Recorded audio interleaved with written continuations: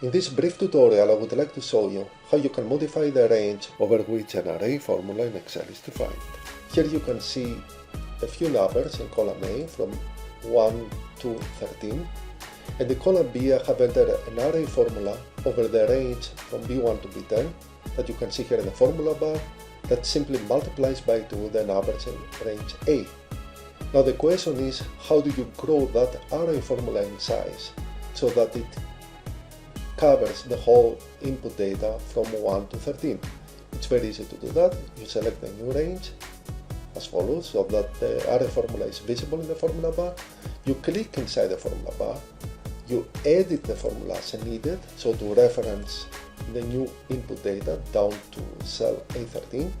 And this is what's important here, you have to enter Ctrl, Shift, Enter, Return simultaneously. The reverse problem is if you have fewer input data. So let me go ahead and delete a couple of them here. And let's say you want now to reduce the range over which the array formula is defined so that you don't have to see these annoying zeros here. The only way to do that is to completely remove this array formula here and re-enter again.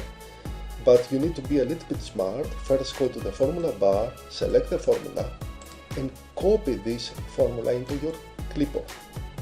Now that you have done that, press Escape to get out of the formula bar, and now you can remove by, for example, clear context.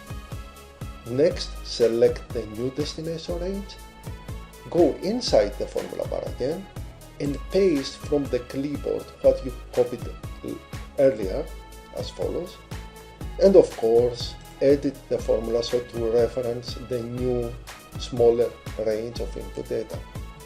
And finally press as usually Ctrl, Shift and Return simultaneously to get your final array formula over the